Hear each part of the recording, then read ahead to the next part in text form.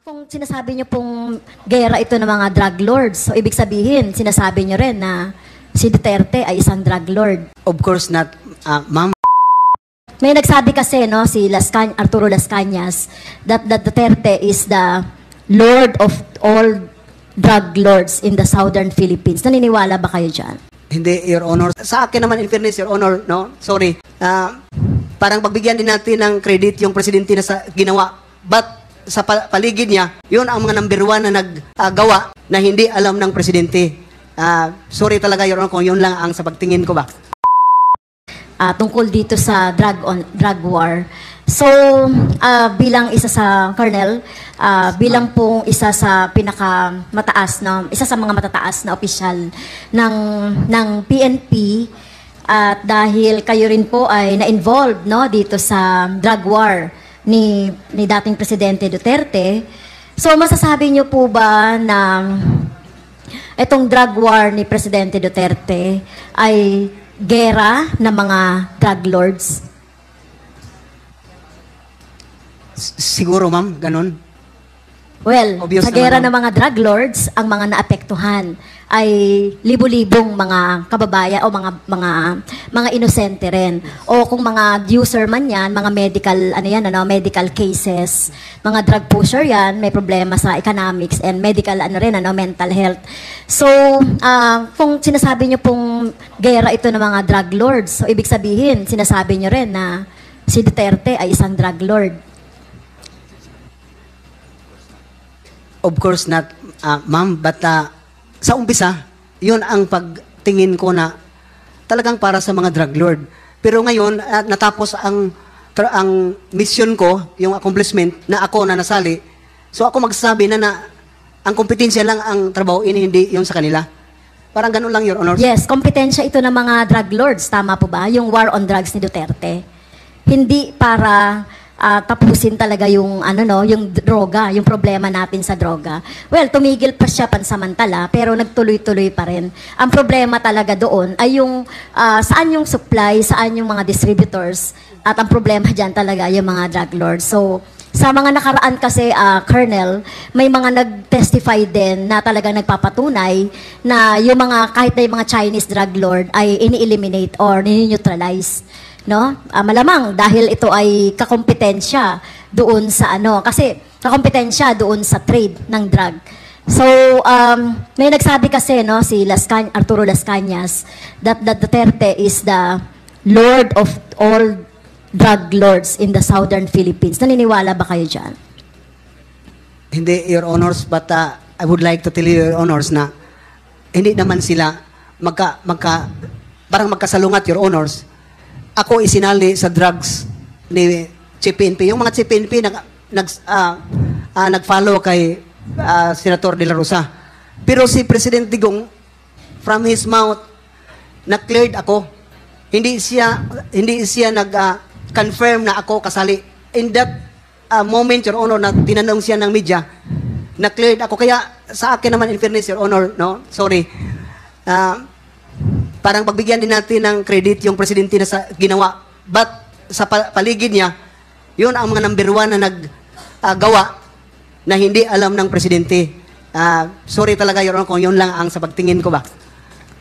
Okay, so baka naman baka naman medyo nahiya ka lang dito sabihin, pero siguro sa executive session ay titignan natin 'yan kasi talagang ang nakikita natin sa mga naiimbestigahan natin isa lang talaga yung yung motive nitong war on drugs.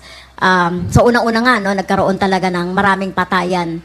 So sinasabi mo rito, Colonel, sa area of jurisdiction mo, walang namatay o walang nabiktima?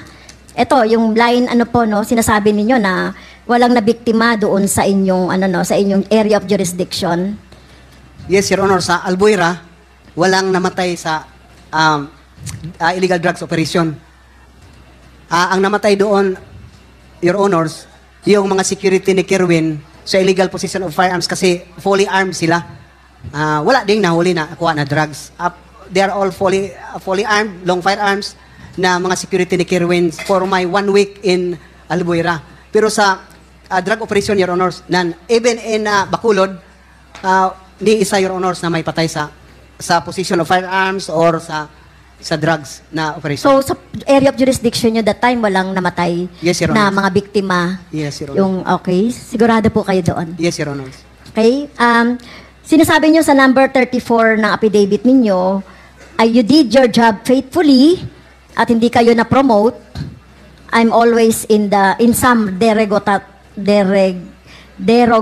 list. So, mabigat yung sinabi nyo sa institusyon. PNP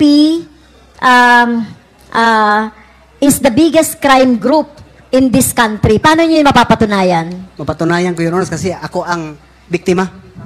Ako ang biktima. Bakit hindi ako magsabi? Ang kalaban ko, pulis lang.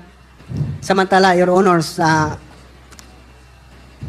kilala ko ang mga pulis. Ang daming pulis din na faction na magsasabi sa akin na, Job, mag-resign ka. Huwag kang magsyado magkumpiyansa kasi kalaban mo, pulis lang. Kitang-kita, Your Honors, na si Kerwin Espinosa hindi binigay sa akin. So, sa kanila yon si Kerwin Espinosa.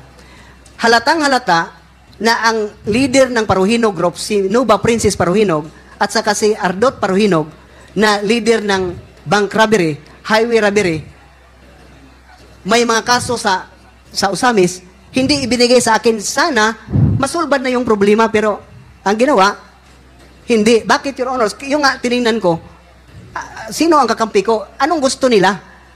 Ma-eradicate talagang. Kaya ako, Your Honor, Sotilio, hindi ko gusto i-minimize ang drugs. Eradicate talaga. And it can make as a chief of police for the previous assignment, Gandara, 1 month, 2 months, ako, Your Honor, Sotilio, nag-declare ang non-government organization na illegal free. Illegal free, hindi lang drug free. Illegal logging, illegal fishing, sinali ko na yung mga bawsi. Sa San Miguel, Leyte, ako, Your Honor, nag-chief of police ako for 6 months. For 3 months to 4 months, nag-declare ang San Miguel, Leyte ng illegal free. Kung saan ako, Your Honor, illegal free. Bakit hindi magawa ng pulis? Hanggang ngayon, mayroon ang drugs.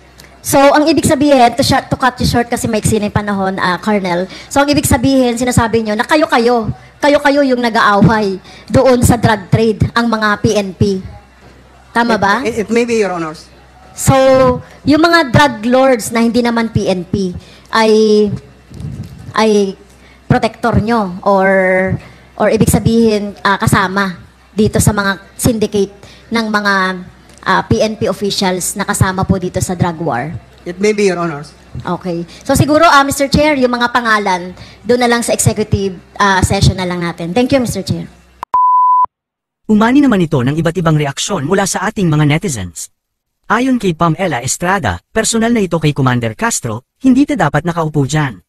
Pahayag naman ni Danny Boyex, only in the Philippines na ang isang convicted ay nakaupo sa House of Representatives. At ito naman ang saloobin mula sa ating kababayan na si Flor de Liza Caves, parang ang laki ng takot nila kay Pres Duterte kaya kung ano-ano kinakalkal nila. Sinisiraan na nila ang mga Duterte. Most people in the Philippines loves former President Duterte, hindi nyo maalis sa kanila yan. Mga kababayan, feel free to comment below para maglabas ng saloobin sa balitang ito.